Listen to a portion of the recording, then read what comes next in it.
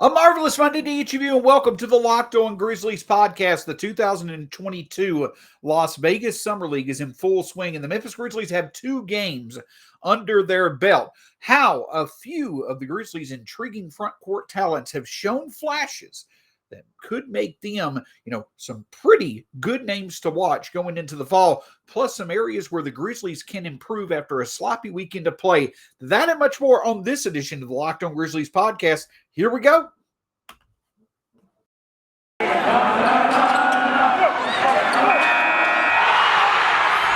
are Locked On Grizzlies, your daily Memphis Grizzlies podcast, part of the Locked On Podcast Network, your team every day.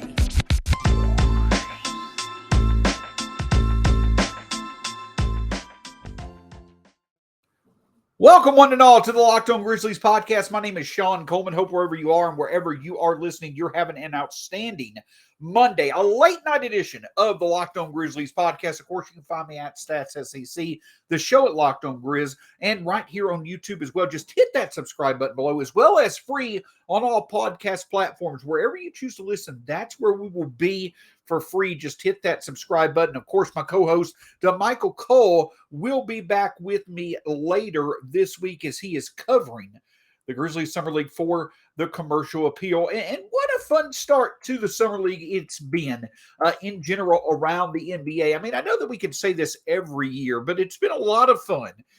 Seeing Summer League now that is not just about a single year's draft class. In the past, it used to be that, the most, the most entertaining part of Summer League was seeing that specific year's draft class at play. But now, since Summer League is back going again last year and this year, you're seeing 2-3 years worth of draft classes play. You've now got the introduction of the Summer League rings that many teams, especially those players on teams that are, rebuilding or far away from contention when it comes to the actual NBA rings. There's a lot more talent that is playing in Las Vegas than there used to be, and there's now something to play for. Summer League has turned into a fun spectacle, and it's a lot of fun for NBA fans, players, just the entire association alike. So it's a lot of fun to see all the teams in one place and some of the brightest young stars in the NBA.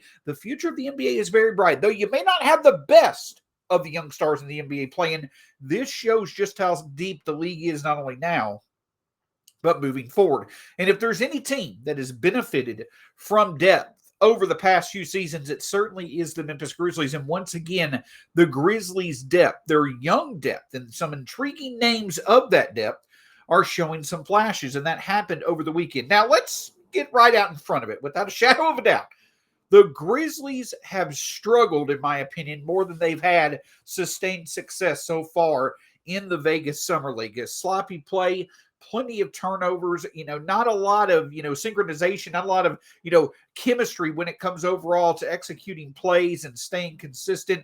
8 of 50 from 3 so far in the Summer League. The Grizzlies, 76 points in a blowout loss to the Clippers on Saturday. And then last night, in one of the sloppier basketball games I've seen, and I don't mean anything negative by that, it was sloppy on both teams. I think at one point, both teams were combined 2 for 44, 45 from 3. It just overall was a game full of struggles with turnovers and fouls and not being able to shoot for both the Timberwolves and the Grizzlies. But the difference in the game, in a 70-63 game, was Santi Aldama. 22 points, 6 steals, 8 rebounds. Here's the big key. In a game where Santi Aldama needed to show, he should have shown that he was the best talent on the court, he shined. This is the first opportunity that we've truly seen a setup where Santi Aldama, when you look at the players that were available to play for both teams, Santi Aldama easily stood out as one of the best pure talents of both sides. But the thing is that he actually played like it. He turned his potential into production in a game that there absolutely was very little sustained success for both sides.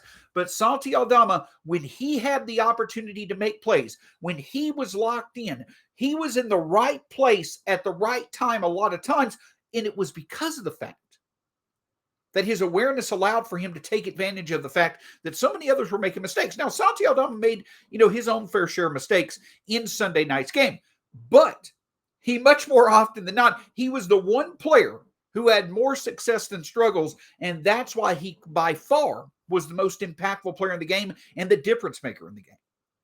You saw his ball handling ability for a player his size. You saw the awareness and confidence on his end of being able to take smaller players off the dribble and being able to convert shots in the paint. You saw his ability to be able to play aware, to get the steals, to get the loose balls, to know what was going on, the ability to process the game itself a bit faster than others, to put himself in spots to succeed.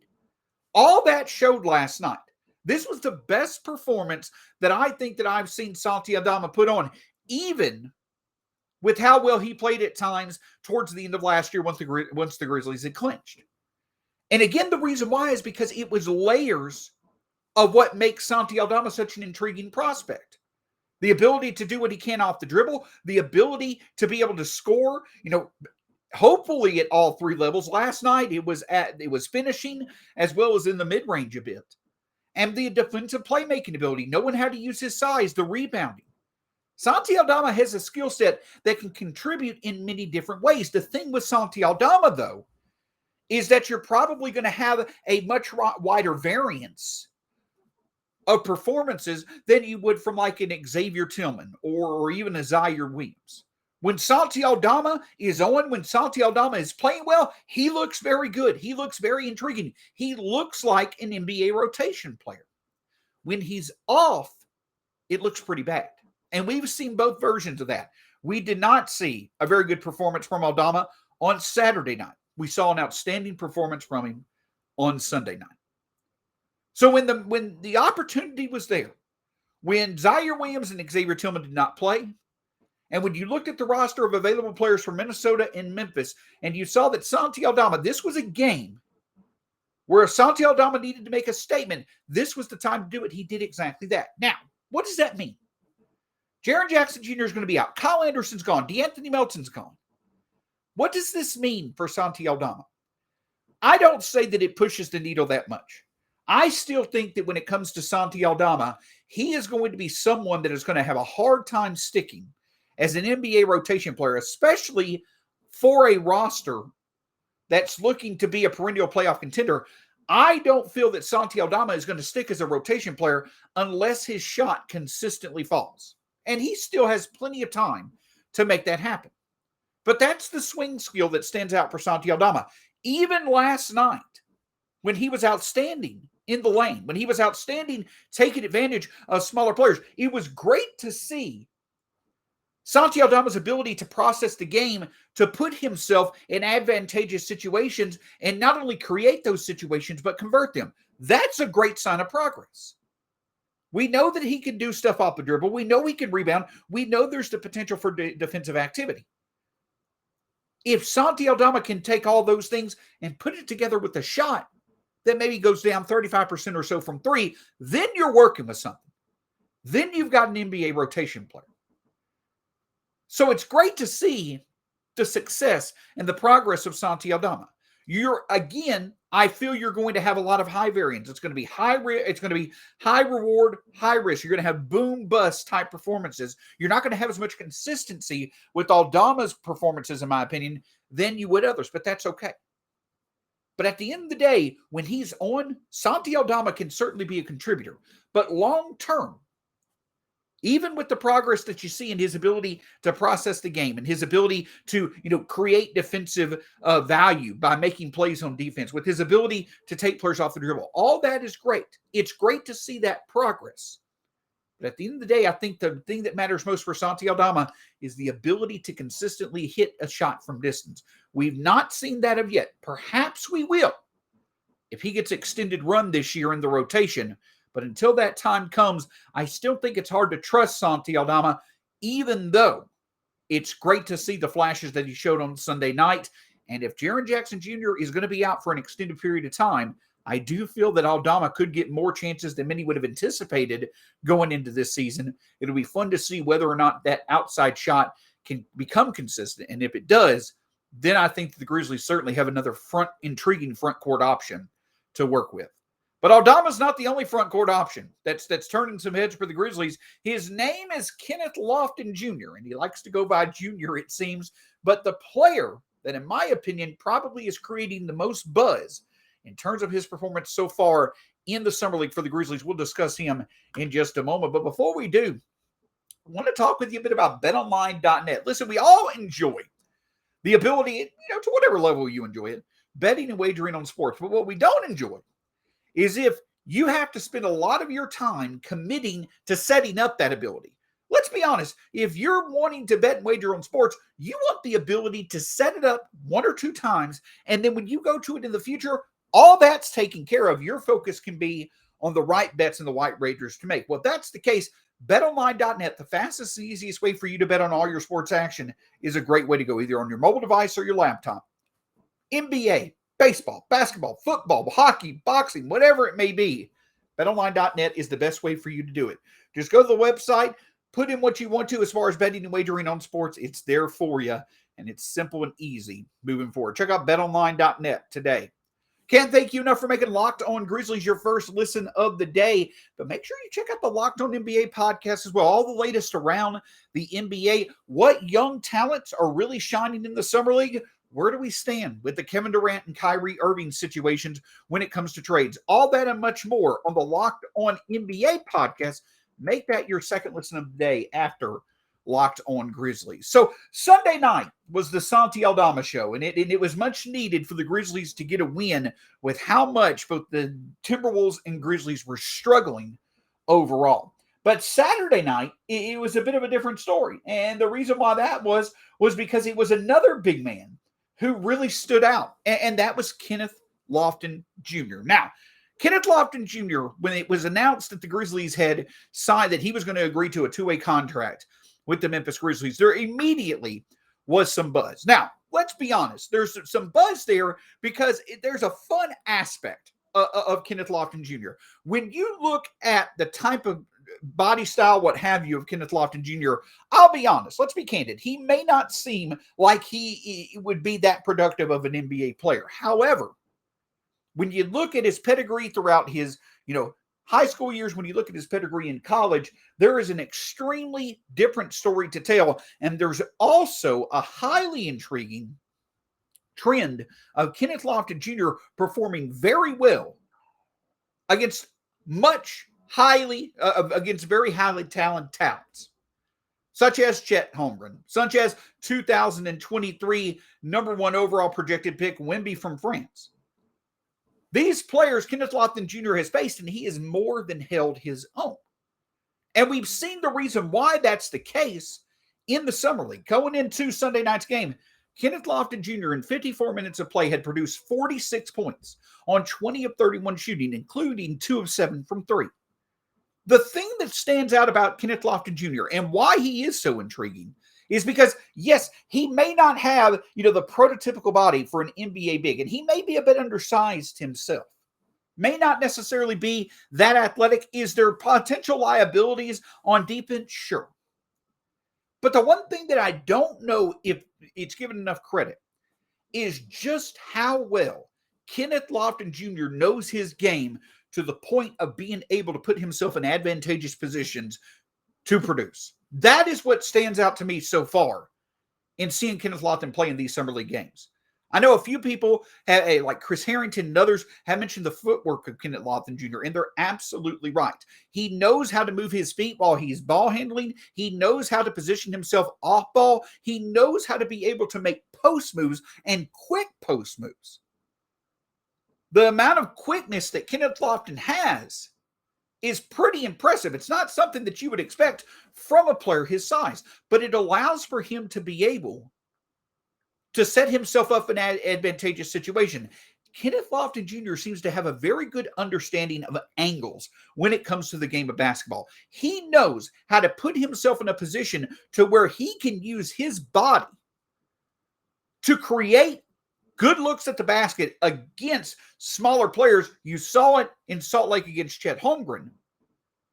He knows how to use his body, and he knows how to get to the right spots and find the right angles to then be able to use his body to get the shots that he wants. And that is a great thing to see from a player as young as Kenneth Lofton Jr. That's what stands out about him being so intriguing, is that you have a player who at his young of an age already knows his game so well, already has put in the work in the areas that he's needed to be able to be productive, despite the fact that he probably is a bit undersized. And, again, is a player who doesn't have that athletic profile that normally would intrigue a lot of people in a big.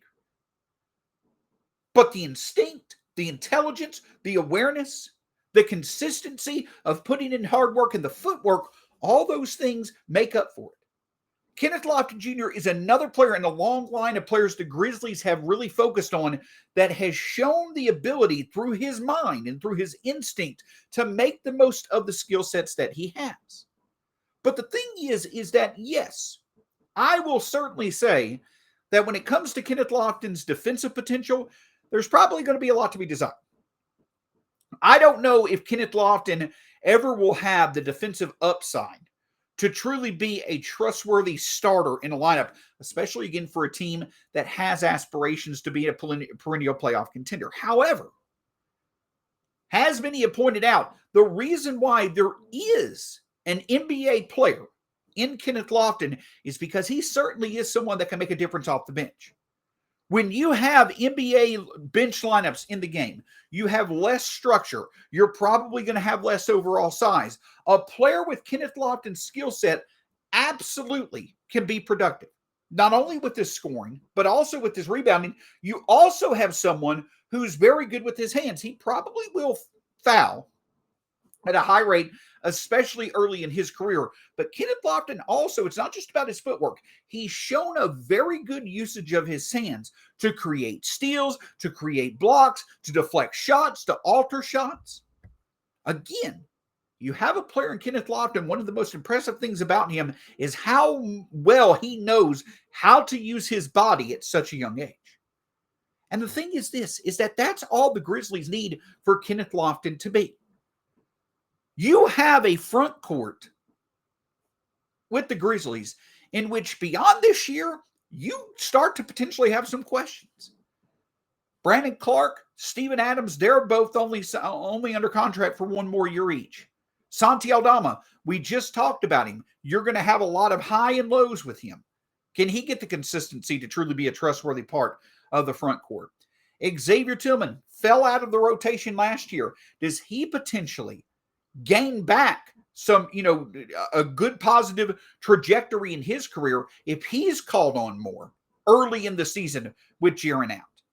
But the point that I'm getting at is that Kenneth Lofton Jr., there is the potential there to where if his offense and his ability to consistently create opportunities to score, if that's something that he could show at the NBA level, you could easily see him at some point in the fall becoming the most intriguing big man on this roster outside of Brandon Clark and Jaren Jackson Jr. Now, I don't necessarily know if that's the best outcome. I would think the Grizzlies would probably want Santi Aldama to be that player, but if Aldama struggles, if Tillman is limited in what he can do, but Lofton comes in and shows that as a rebounder and as a scorer, he can have some consistency in his game, that will be a great thing to see for the Grizzlies.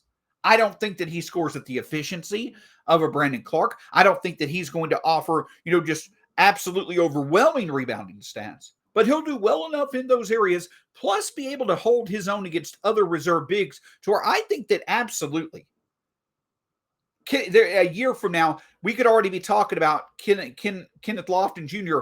being on his second contract with the Grizzlies for multiple years. I absolutely think that could be a possibility.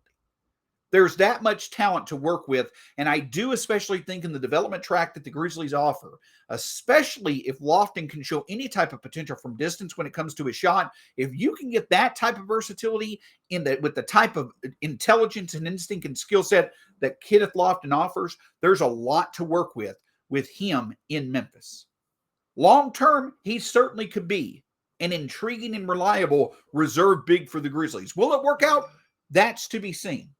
But at the end of the day, when it comes to it, so far, the results have been highly intriguing, and the Grizzlies have to be pleased with the fact that they have another option that they can potentially continue to develop, to where if it may not work out for Tillman, we'll see if it works out for Aldama, but if it doesn't, you've got Kenneth Lofton Jr. as another intriguing option that really could carve himself out a nice future with Memphis.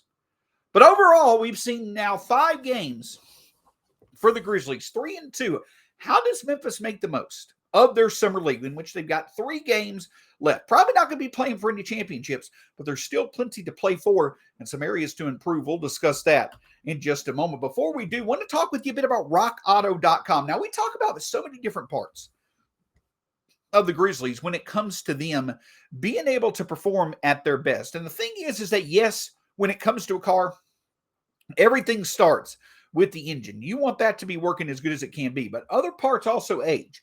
And so if you're running into a situation where you need to replace car parts, rockauto.com is the best place for you. Number one, it's simple and easy to use. Within a few clicks of the button, you'll likely find what you need, no matter the part, no matter the make and model. This is also a family-owned business. They've been in business for over 20 years. They know that at times car parts can fall out of your budget. So they try to make things as cost-effective as possible. When you visit rockauto.com, let them know the Locked On Podcast Network sent you. rockauto.com, amazing selection, reliably low prices, all the car parts you'll ever need. Visit rockauto.com today. On tomorrow's edition of the Locked On Grizzlies podcast, going to talk a bit more about what we've seen so far in Summer League and how, in my opinion, from what we've seen, the Grizzlies, we've seen struggles in areas where the Grizzlies probably had hoped there would be a bit more success, and especially when it comes to three-point shooting, and now the level of talent that is not going to be available for Memphis that was there last year, how it's really going to fall on the youth of the Grizzlies to improve and improve quickly when it comes to that three-point shooting. That and much more on tomorrow's edition of the Locked On Grizzlies podcast. So as I had mentioned, so far, the Grizzlies in the Summer League, it's been a lot of turnovers, a lot of fouls, a lot of inconsistency, a lot of missed shots. That's what happens when you have a young team, especially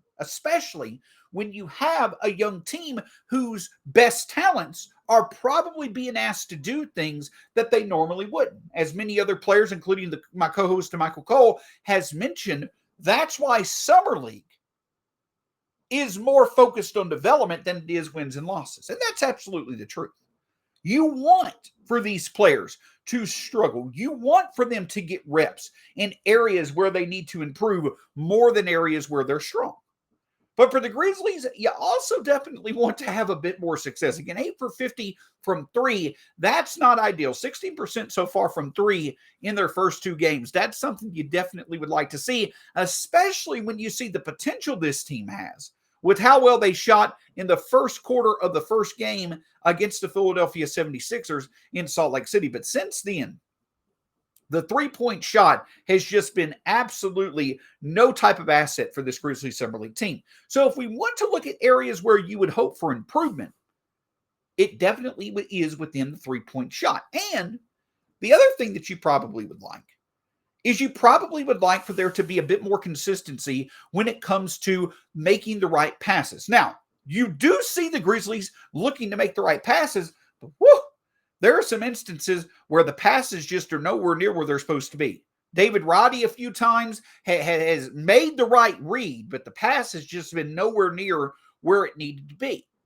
On the fast break, in the half court, what have you, there have been times where the Grizzlies are making the right passes and just are not making their shots, but there's been far too many times, especially on the fast break, where the Grizzlies have made a bad pass and it just completely takes you out of sync. If you want a 2 or 3 minutes worth of game time as a team, if you go through 2 or 3 instances where you're trying to get an easy bucket, but you can't because you can't make the right pass, it really throws off your game. And it's hard to get consistent when that occurs. So not only is it the Grizzlies needing to overall shoot better, but it's also kind of taking a step back, slowing down a little bit. continuing to make the right reads, but also when you make the right reads, make sure you're making the complete effort to make the right pass. Because you know that one strength of this team so far, we've seen flashes from Kennedy Chandler. We have seen absolute dominance, game-changing ability when it comes to defensive playmaking from Santi Aldama, Kenneth Lofton, Vince Williams, David Roddy. This team up and down, absolutely. Right now, the Grizzlies they're averaging 12 steals per game in Las Vegas. They absolutely are doing a great job when it comes to defensive playmaking.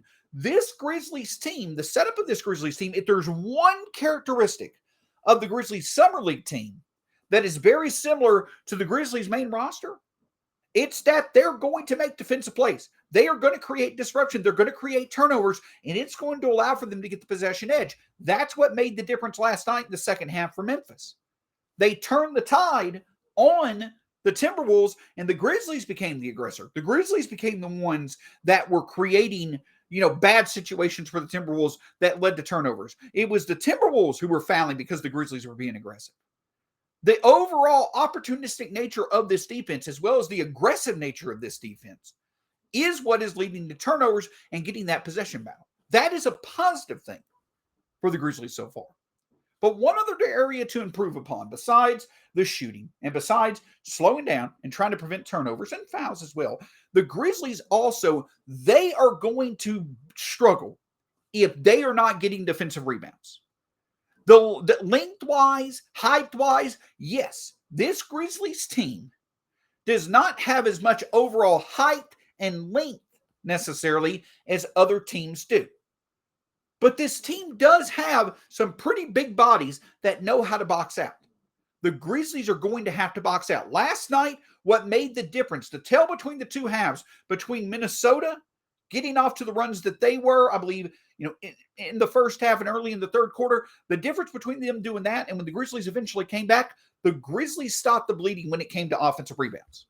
Offensive rebounds killed the Grizzlies against the Clippers on Saturday night. It's an area of concern. It's a struggle for this Summer League roster when it comes to rebounding, especially preventing offensive rebounds. But if the Grizzlies can do it, if they could put a heavy emphasis on limiting the offensive rebound chances for the other teams, they're going to find success, I think, against the Nets and against the Celtics and whoever they play in their fifth game. And if they do that, if they limit the offensive rebounding, that just makes the defensive playmaking upside of this team even more valuable because now the Grizzlies are preventing the opposition from getting extra chances, which now makes the extra chances Memphis creates off creating turnovers that much more valuable. And you get the possession edge. That's how you counter not being able to shoot that well from three. That's how you're able to win ball games.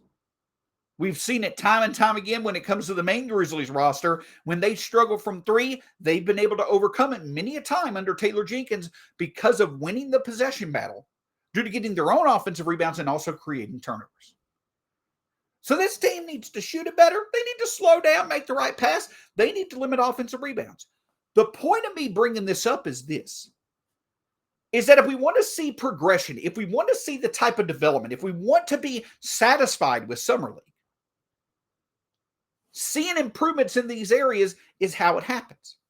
Because that means overall, the young depth and the young talent on this Grizzlies team, it doesn't take long for them to be able to recognize what they have to do in order to get better. And that's the whole point that stands out. That's what helped Xavier Williams, what helped Santi Aldama last year, what helped Desmond Bane last year. You realize where you need to work, you put the work in, you stay consistent and put reps in to get better, and eventually you get better.